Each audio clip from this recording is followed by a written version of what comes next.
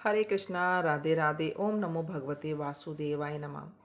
1 फरवरी को आपको पता ही है माघ पूर्णिमा प्रारंभ हो रही है और इसी दौरान भद्रा भी लगने वाली है। भद्रा का समय 5:52 से लेकर शाम को 4:42 तक रहेगा। शास्त्रों के अनुसार भद्र नक्षत्र में कई कार्य वर्जित माने जाते हैं, जैसे मुंडन, संस्कार, गृह प्रवेश, विवाह, घर में प्रवेश, रक्षाबंधन, शुभ यात्रा, नया व्यवसाय शुरू करना और सभी प्रकार के शुभ कार्य वर्जित होते हैं। भद्र नक्षत्र में किए गए अच्छे कर्म अशुभ माने जाते हैं। ऐसा माना जाता है कि यदि कोई व्यक्ति भद्रा के बुरे प्रभावों से खुद को बचाना चाहता है तो उसे सुबह उठकर भद्रा के 12 नामों का जाप करना चाहिए। 12 नाम इस प्रकार हैं: धान्य, दधिमुखी, भद्रा, महामारी, खरना, कालरात्रि, महारुद्र, विशिष्ट, कुलपुत्रिका, भैरवी, महाकाली, विमाक्षकारी।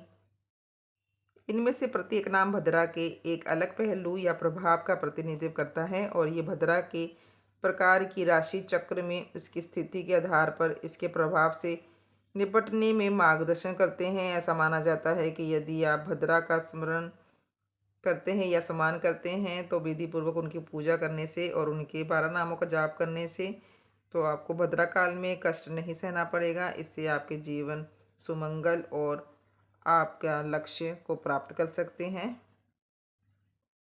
तो ये थी भद्रा के बारे में। तो चलो सुनते हैं माघ पूर्णिमा की व्रत। माघ पूर्णिमा की प्राचीन कथा के अनुसार कांतिका नगर में घनेश्वर नाम का एक निर्धन ब्राह्मण निवास करता था। वह भिक्षा मांगकर अपने जीवन का निर्वाह करता था। उसके जीवन में एक बड़ा दुख ये था कि उसकी कोई संतान नहीं थी। संतानहीन होने के कारण ब्राह्मण और उसकी पत्नी दोनों ही अत्यंत दुखी रहते थे। एक दिन ब्राह्मण की पत्नी नगर में भिक्षा मांगने निकली, लेकिन लोगों ने उसे संतानहीन होने के कारण ताने दिए और भिक्षा देने से इनकार कर दिया। इस अपमान और पीड़ा से वह अत्यंत व्याधित हो गई। उसी समय किसी शुभचिंतक ने उसे माँ काली की 16 दिनों तक विधि पूर्वक पूजा करने का उपाय बताया।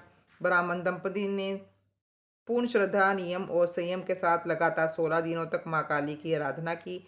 उनकी कठोर साधना से प्रसन्न होकर 16वें दिन माँ काली ने उन्हें दर्शन दिए और ब्राह्मणी को संतान प्राप्ति का वरदान दिया। साथ ही माता ने यह भी कहा कि तुम पूर्णिमा के दिन एक दीपक जलाओ और प्रत्येक दीपक पर दीपकों की संख्या बढ़ाते जाना जब तक कि कम से कम 32 दीपक ना हो जाएं। इसके साथ ही माता ने दोनों को जीवन भर पूर्णिमा का व्रत रखने का भी आदेश दिया।